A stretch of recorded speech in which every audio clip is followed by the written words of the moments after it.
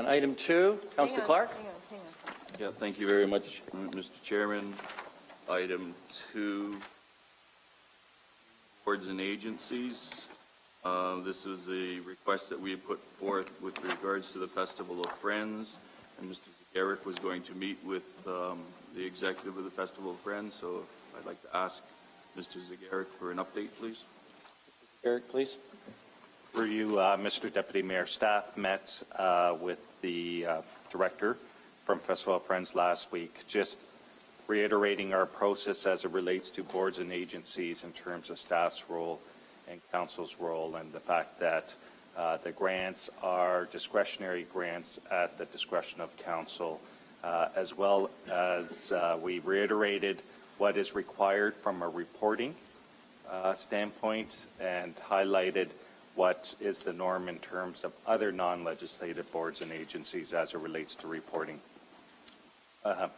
We similarly highlighted, in the sense that staff forwarded on an email to council highlighting what is typically captured in financial reporting and financial statements, and we reiterated with Mr. Lieberman what is expected typically as it relates to financial statements, including typically 4 statements: the financial position, an income statement, a statement of cash flow, as well as net assets and notes. So again, it was the meeting was more or less sharing of information in terms of our process. Mr. Lieberman did speak to the fact that they are compiling their 2013 financial information, and just made reference that in terms of convenience to the organization, that they're in the midst of their 2013 information, and I did commit to share that information with council, and I did so in my email to council last week. Do you have an indication of when the 2013 would be available to you? For you, Mr. Deputy Mayor, there was no commitment as to when that information would be provided to the city through staff, simply that they were compiling that information at this time. But it's clear they understand exactly what we're looking for now. For you, Mr. Deputy Mayor, in terms of our definition of financial reporting, again, we reiterated what is our understanding of financial reporting, including the reference to the 4 financial statements I spoke to previously. Okay, so I'm going to suggest then to my colleagues that item 2C2, where it indicates the audited financial statements for 2012, amend that to 2013. Staff to follow up to make sure that that comes in, and the motion stands as is. Once we get that, then the remainder of the funds would flow. I'd be happy to move it if you... Well, we can do that right now, Councillor Clark. So, Councillor Clark, you're going to move that one, to change that to 2013. Second by Councillor Partridge. Councillor, on that motion, I have other speakers, but on that, Councillor Ferguson? Okay, just for clarity, through you if I can, to Mr. Zagaric. So, if I read this motion correctly, no more funds will be advanced till we receive that information? For you, Mr. Deputy Mayor, as we understand the motion is the balance of the grant request would be held until such time as the financial reporting is provided to the City of Hamilton, and so that difference is a difference between the $85,270 requested and the $28,423 that has been forwarded to the organization in installment payments over the period January to April of this year. Okay, so the $50,000 doesn't go out until we get the statements. And when would it typically go out, the balance? For you, Mr. Deputy Mayor, subject to the approval of the budget, we would start forwarding the balance of the payments and installments. But in the case, if the following motion is approved by council tonight, we would wait as it relates to this organization until such time as they've met the requirements of this motion.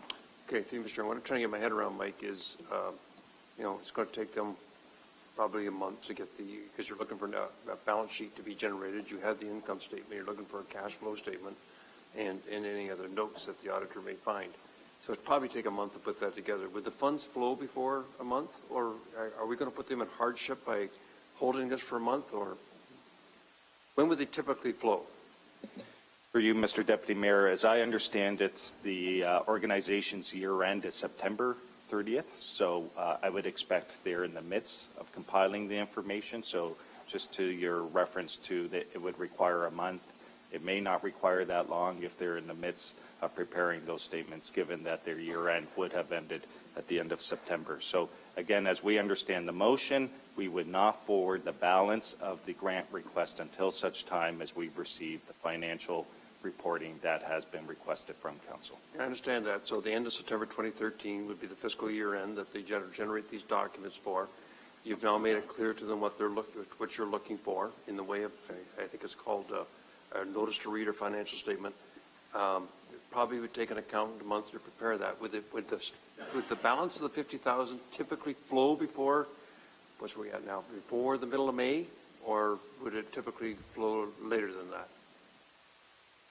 For you, Mr. Deputy Mayor, it would typically flow later than the end of May. Okay.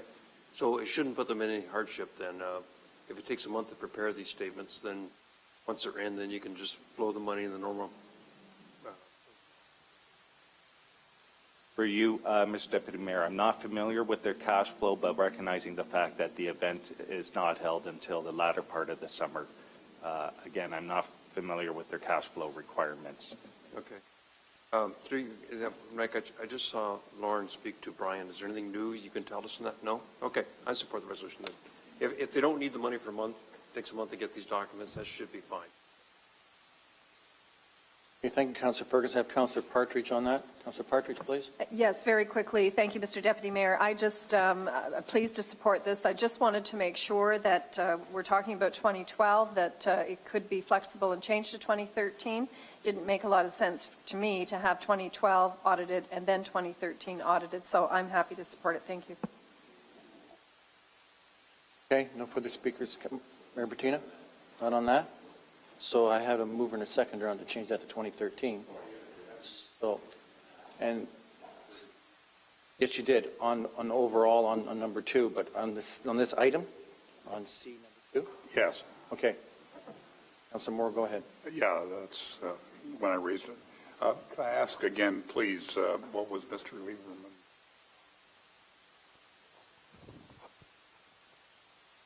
Through you, Mr. Deputy Mayor, Mr. Lieberman reiterated what was provided to the city in terms of 2012 financial information, and as I stated previously to committee, that was the statement of operations. We did discuss what is typically captured in financial reporting and financial statements.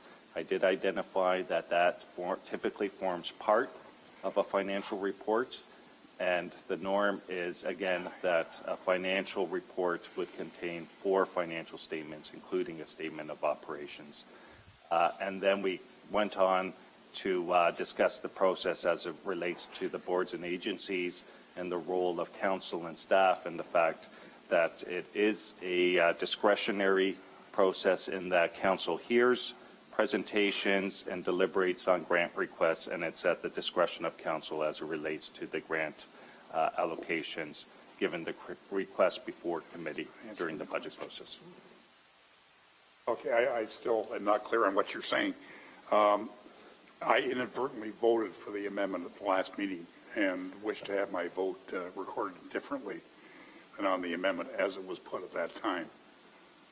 And I was told I could register that tonight. Now, 2 others who voted that way are not here.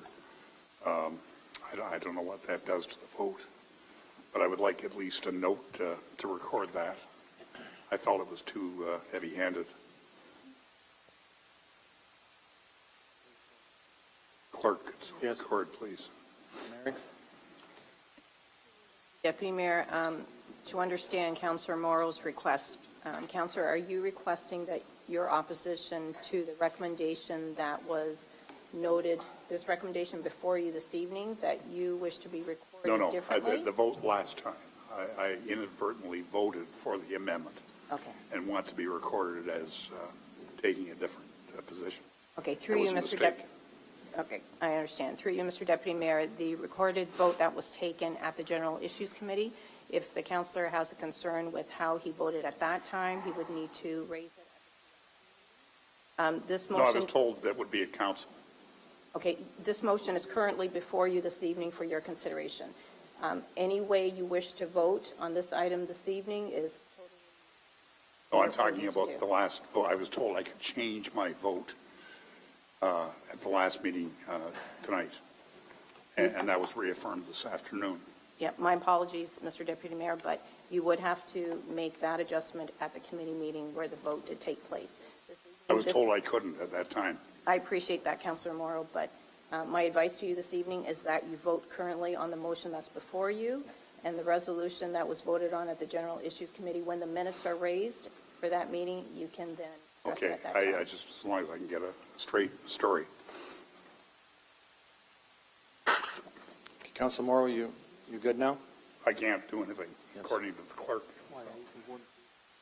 No, I'm talking about the previous vote. Okay, thank you. So we're still on C2. Councilor Marula, first time. Just quickly, Mr. Chairman, I think what I need to know, and I think what the public needs to know, is that the Festival of Friends have claimed that they are meeting the goals and objectives and the requests of staff accordingly when it comes to audits. I'm being told by certain sectors of the community that they're not, that somehow they're not meeting the policy. I just simply have a clear understanding. Is the Festival of Friends somehow isolated outside of everyone else and they're being treated differently in that the expectations from them are less than that of other organizations? So through you, Deputy Mayor, whoever would like to answer this, I believe Mike would probably be the best. Are they in any way not meeting what we've asked them to meet from an obligation standpoint? Thank you, Councilor. Mike? For you, Mr. Deputy Mayor, just, and I apologize for repeating myself in terms of the communication that was sent to councillors earlier this week, but in terms of the process, staff request from non-legislative boards and agencies early in the year, typically August and September, leading into budget deliberations, information as it relates to financial statements. The request is that they provide their budget request and their most recent financial statements for staff to compile and provide to councillors for their information as you deliberate on the grant requests. At the same time, we provide information as to the council guideline to those organizations as it relates to the budget. In terms of what is provided by those non-legislative boards and agencies, we've identified that the other organizations that fall under boards and agencies provide audited financial statements, completed financial reports. And we did identify that in 2012, the level of reporting by Festival of Friends was an improvement. You may recall that in 2011, what was provided was an unaudited financial statement of operations. In 2012, what was provided was an audited statement of financial operations, but we did highlight the fact that typically what we would expect is a complete set of financial statements, and that would consist of 4 financial statements. So to the councillor's request, we request the same level of reporting from all non-legislative boards and agencies. What is provided by all, with the exception of this one, is audited financial statements, and we've highlighted that in terms of our communication to council, as well as in our meeting with Mr. Lieberman last week. Okay, so in essence, when you're looking at the highest bar versus the lowest bar, although they meet the policy in the fact that it was set at the lowest bar, other agencies are raising the bar and providing further information. But Festival of Friends is not required to do that. Is that correct? So through you, Mr. Deputy Mayor, what is requested is audited financial statements. As But I mentioned previously, there is no policy. What is requested is that level of reporting for council's consideration as you measure the financial risk of the grant being requested from the city as it relates to the organization's My only point, though, my event. only point through you, and with all due respect, there's a difference between requested versus required. So that's what I'm trying to nail down here. Although it may be requested informally, formally, they're required to present what they presented. So, and I'm all for changing the policy tonight, so be it. But just for point of clarity, if we requested something outside or higher or raising the bar outside of what the requested and policy requested amount is, that's fine. If everyone else is doing it and the Festival of Friends isn't, then it's within their right to not do it because there's a difference between requested versus required. My point is, if we as a council, and I think the intent of this council is to ensure that everybody is required to meet that highest bar rather than allowing for the lowest bar to exist. That's really, I think, the crux of my concern right now, is that if I were the Festival of Friends right now, and you've said to me, all you're required to submit is A, B, and C, but we're requesting D, E, and F, but I then go back to my board and I say, well, no, if this is all they require, then just give it to them because there's a cost about the additional information. So obviously, as a good business person, somebody would decide to take the lowest cost avenue. Now, if we as a council decide to raise the bar and require that all of them, rather than a request, then that's a whole different ball of wax. And I think we have to be fair, regardless of personalities. We have to be fair about the process. So I'm prepared today to raise that bar for all events in the future, but I'm not prepared to be punitive if it's not required, because the request has been met based on the present requirements. Now, I'm prepared to move an amendment tonight to increase that bar, to move it from a request to a requirement, but I'm not prepared to be punitive towards someone who's met the requirement and not the request. Thank you very much, Mr. Deputy Mayor. Thank you, Councilor Marula. Councillor Clark. Councillor Farr, first time. Yeah, just so we're absolutely clear here, and Mike did review the content, albeit not verbatim, of his latest communication with respect to this issue. In his last sentence, he says about this meeting, Mr. Lieberman did identify that focusing on 213 financial information would be preferred, as it would not require going back and revisiting 2012 information, period. So that's to Ward 3 Councillor Bob Morrow's concerns. I think it speaks to that, and I believe it's exactly what has been referenced in this amendment before us tonight, and Councillor Clark will be speaking next on that. One of the things we didn't talk about, it wasn't mentioned, and probably because it goes without saying, but it wasn't a topic at the GIC and so far here tonight. I don't think there's one of us around this table that could argue the significance of the festival itself. That's quite separate from the topic at hand. The vitality that it brings, the historic nature, the record-setting crowds over many years, and the identity it brings to Hamilton, the Festival of Friends. So I think that's important, and I don't think anybody could argue that. This is a budgetary item that was brought up. During that debate, I did say that I would make an effort to reach out to the executive director, who does answer to this long-standing board. I did. He reiterated some of the points, and one that stands out, because it was some time ago now, was all you had to do was ask. And Certainly, he expressed that publicly, quite obviously after, as the media did pick up on this debate that we had, the healthy debate that we had some weeks ago. And so, full circle on what I'm saying here tonight, I think through you to Mike Zagaric, Mr. Chairman, Mr. Deputy Mayor, the final sentence in your correspondence to us, Mike, is stating that Mr. Lieberman is perfectly willing and ready to focus on 2013 as it respects the issue. Mike?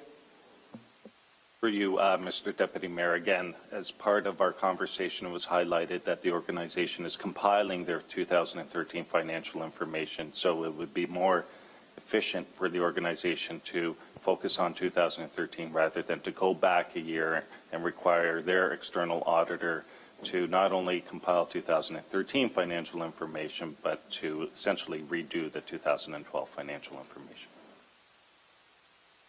Okay. Thank you. Good, Councillor Farr. Councillor Clark for the second time now, please. Thank you, Mr. Zagaric, through you, Mr. Chairman. So all of the organizations that are under boards and agencies, they all received the same letter under your signature? For you, Mr. Deputy Mayor, the correspondence comes out of my department. It's the identical correspondence that goes out to all of our non-legislative boards and agencies, again, identifying Council's guideline as it relates to the upcoming budget deliberations, as well as the information that's being requested so that staff can compile that information for the benefit of committee as you deliberate on the grant requests. I just want to point out that this process has not changed. I'm sorry, I couldn't hear you. I just want to point out that this process has not changed since, I believe, 2005, and we followed the same process. 2005. Oh, that's the practice that we've been following since 2005? For you, Mr. Deputy Mayor, yes, and in terms of the information that is provided to committee members as it relates to boards and agencies, you may be very familiar with the information because we've compiled the same information in the same format since that time. And the other boards and agencies, have they complied with that request since 2005? For you, Mr. Deputy Mayor, I do believe absolutely in the more recent years, I can't recall going back to 2005, but I can't recall any organization other than the organization we are discussing this evening that we've had any issues with respect to their financial reporting. So there was only the one that didn't comply since 2005. But let's say in recent years to make it easier for you. So through you, Mr. Deputy Mayor, again, in terms of our requests, the level of financial reporting from the other organizations, I believe, has not changed, and that is their audited financial statements. As far back as I can recall, again, the level of their reporting has not changed. Question of our lawyer. With regards to a municipality and having set practices, all set practices have to be set in stone as policy, or are set practices quite the norm? Janice, please. Through the Deputy Mayor, no, it's quite within norm to have practices in addition to policy.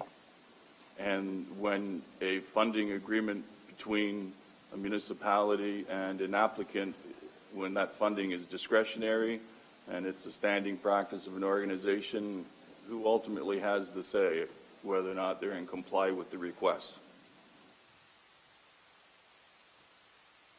Through the Deputy Mayor, if it's discretionary, it's within the jurisdiction of council to exercise its discretion. So, Mr. Chairman, I've heard the comments about the policy. I've heard lots of things actually in the last few weeks. But this has been the standing practice. I understand one of my colleagues is going to move a motion shortly on a policy of some description, but I'm not sure he actually heard much of the conversation about this being a standing practice since 2005. Regardless, a practice of a municipality does not need to be a policy. We would be here forever and a day working possibly 5 times the amount of hours that we do now if we wanted to put in policy every single thing that a municipality does as practice. Question is it reasonable, fair, and equal? And all of those organizations were provided with the exact same request. It was practice, and it's within our discretion. I think we're being more than reasonable by changing it from 2012 to 2013. I really do. Because if you don't do anything, then I guess we could receive letters from all of the other arts organizations who paid anywhere from $2,000 to $5,000 for audited financial statements for their organizations in those years and ask for a rebate because they didn't have to, according to some of my colleagues. When it's a request of a municipality to receive discretionary funding, that's the request. If you want the funding, meet the request. It's really that simple. Oh, I understand that Mr. Lieberman, through Mr. Zagaric, has indicated very clearly the willingness.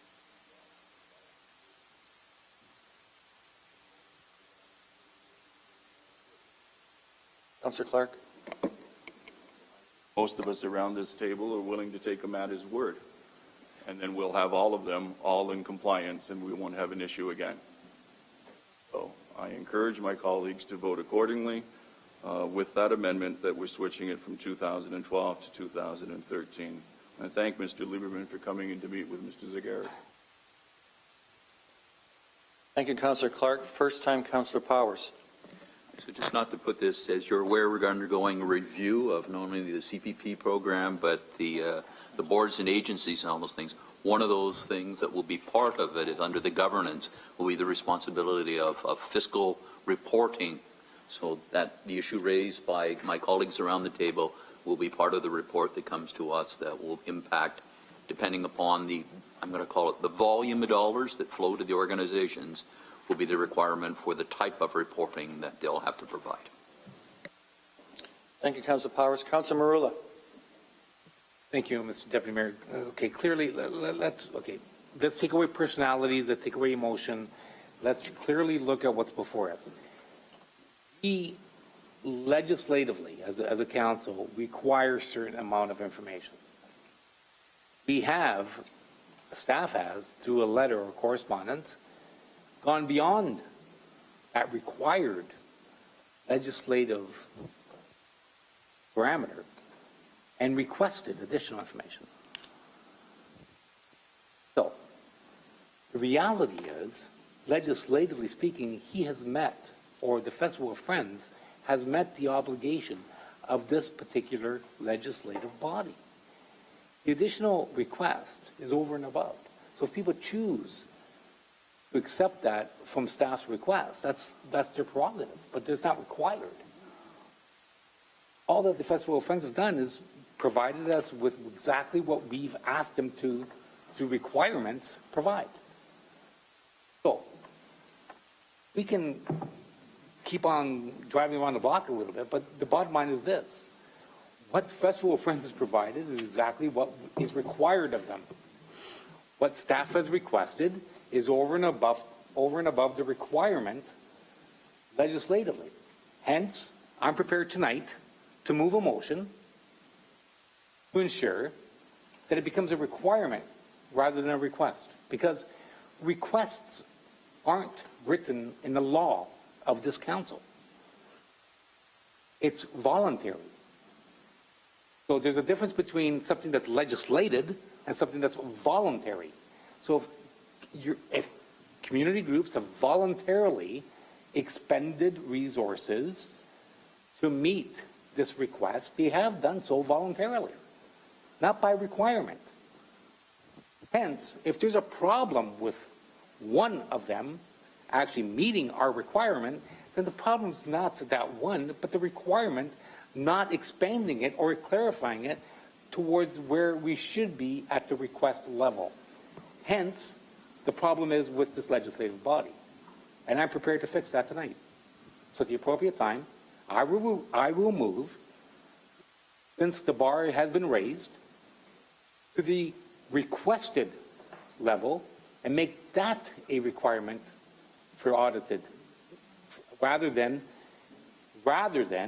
the requested. And that will be seconded by Councillor Farr at the appropriate time.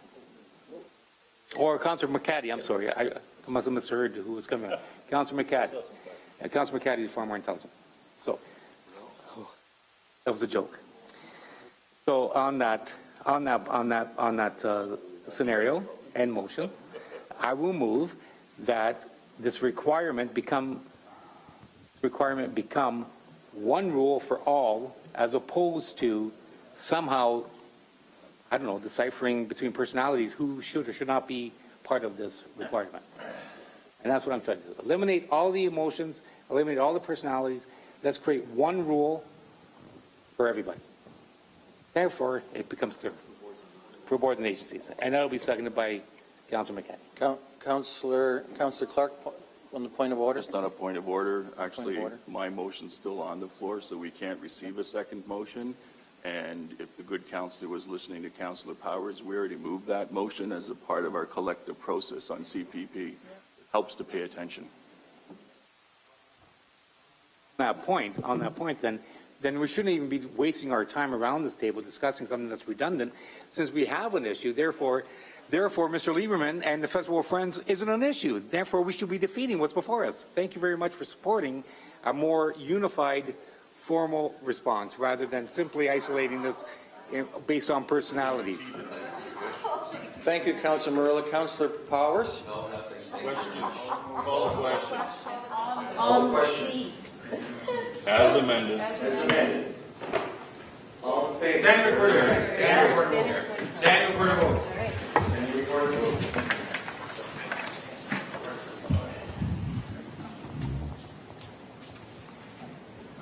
All in favor? Mayor Bettina, Deputy Mayor Messina, Councillors Clark, Pearson, Johnson, Ferguson, Powers, Partridge, Jackson, Collins, Barr, and McCaddy.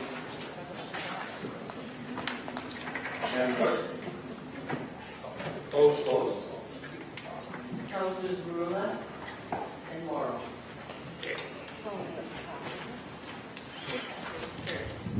Motion carries. Now, Mr. Deputy Mayor. Just point of clarity. So now that we targeted an individual for providing what was requested of him rather than required, does this in essence then basically make what was somehow a huge issue in this community really a non-issue? So through you to Mike Zakaric, how does what is before us tonight remedy the issues surrounding the Festival of Friends? Mike, please. Through you, Mr. Deputy Mayor, as I understand the motion, the objective of the motion is to provide council a sense of understanding of the financial position of the corporation that's requesting the grant. So in essence, we really did make really a mountain out of a molehill up until this point. And I'm glad that we're finally going to request universally and one rule for everybody, as opposed to trying to isolate people based on personalities. And I appreciate your time. Thank you, Mr. Deputy Mayor. Thank you, Councillor Marilla. Councillor Ferguson, please. Just for clarity purposes, through you to Mike. Mike, all the other boards and agencies, they're registered charities. Are they not required to do this under Canada Revenue Agency requirements because they're registered charities? I didn't ask you, Mesmer. I asked Mr. For you, Mr. Deputy Mayor, I'm not familiar in terms of their sponsorship and whether or not the sponsorship they secure in terms of either senior levels of government or other sponsorship as to what they require in terms of financial reporting. But other registered charities under the Canada Revenue Agency and under Canada Revenue Act, aren't they required to have audit statements in addition to what may be required if they're getting grants from other levels of government? Tax laws require. Through you, Mr. Deputy Mayor, absolutely. But the form of the financial statements for not-for-profits is different than the form of the financial statements or reporting for profit. So there are some slight differences in terms of the form of the financial statements. But they're all required to provide that basic information, balance sheet, income statement, and cash flow statement and notes, correct? Through you, Mr. Mayor, yes, I'm not familiar in terms of what other granting organizations require in terms of their reporting. Thank you. Thank you, Councillor Ferguson. Councillor Clark? And just to be clear, so the practice that was set in place in 2005 for all of these boards and agencies will continue. I'm sorry? That was me. I think there's a difference between question and required. That's all I said. Councillor Clark, you have the floor, sir. It just helps, Mr. Deputy Mayor, people actually listen, because we had the questions to our city solicitor who said that we can leave this 2005 practice in place and it's completely legal and legitimate. And I want to verify, while Councillor Powers' group and the CPP is being reviewed for policies, the practice remains as it has been since 2005. Is that correct? Through you, Mr. Deputy Mayor, the practice has remained unchanged since 2005, as Councillor Powers identified. I expect it will form part of the report back of the CPP, boards and agencies, and art review. In fact, it was identified by internal audit as a recommendation. Their review of the Community Partnership Program is to review the level of financial reporting from the organizations as an effort to measure the financial risk the community is bearing as it relates to the grant request. Thank you. Just wanted to be clear. The public might be confused after everything that was said tonight. Okay, thank you, Councillor Clark. On to the next one. Mayor Bertino, you were next on the speakers list, please.